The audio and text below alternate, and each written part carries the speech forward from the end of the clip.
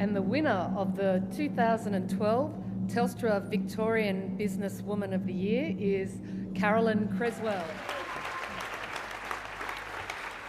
I thought it was only fitting that you got to see the petrol siphoner yourself.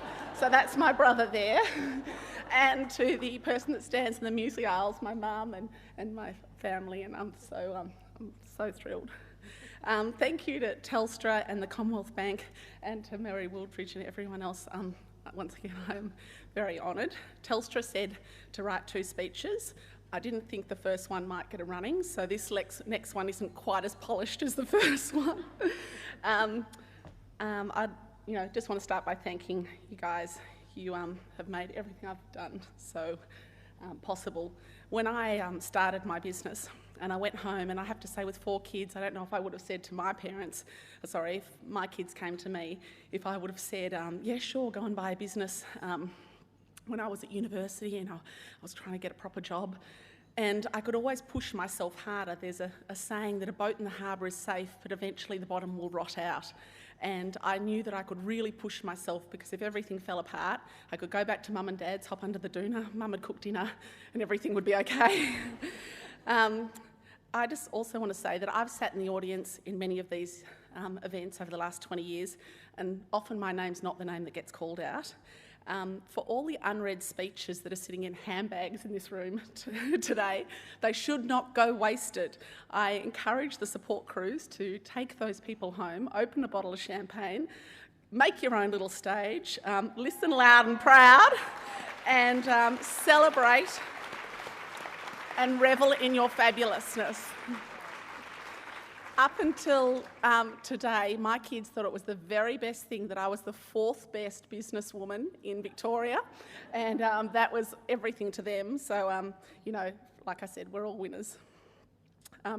So for me, people look at me now and they think that they don't know how hard their journey has been, that things have always been easy for me, and they don't understand the challenges that they've had. And I challenge that any industry is easy or perfect, and anyone ever has a smooth ride. A few years ago, it's probably about 6 years ago now, I received a phone call from one of the supermarket chains that half my range was going to be deleted. And I said, but you've given me orders. I've made this stock for the last 3 weeks. And they said, doesn't matter. I said, I've got trucks out on the road. They're literally about to deliver stock in the next couple of hours. They said, we will not be accepting one more delivery from you. Turn the trucks around. The orders are all cancelled. We no longer stock Carmen's.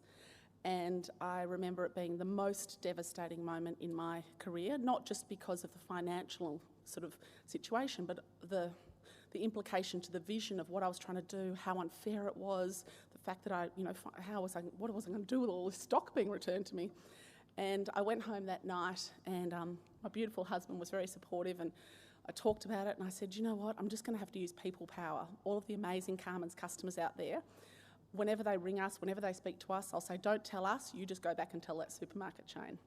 And so for the next many months, they drove this particular buyer absolutely crazy. And they would have to ring me and say, could you get one box down to the Elstonwick store, please? Because I've got a shareholder who insists on having Carmen's. And they stamped their feet and caused a big fuss. And within 18 months, I'd had everything reinstated. But I would say today that now I have learnt so much from that experience. I know that you need to sell 6 packets per store per week in every supermarket around Australia, and I could pretty much tell you every number of every 22 products that I sell that went through Coles or Woolies registers last week off the top of my head, because that is never going to happen to me again. So at the end of the day, I own...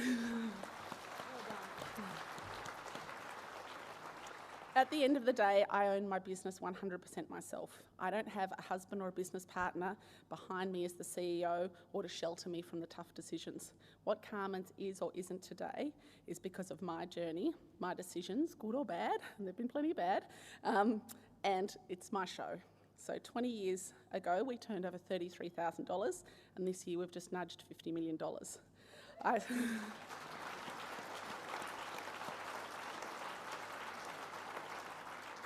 I still pinch myself all the time. I still, as my daughter knows last week, go up to anyone in the supermarket that I see putting Carmen's in their trolley and say, that's my business. So we now supply all the major supermarket chains here and most of them around the world, many airlines, Qantas and Virgin, boutique stores, Costco, Amazon in the US and more. I wasn't the smartest girl in my class, but I've always had passion, perseverance and a can-do attitude. I always say that life is a journey and not a destination, so seize the day. Today is mine.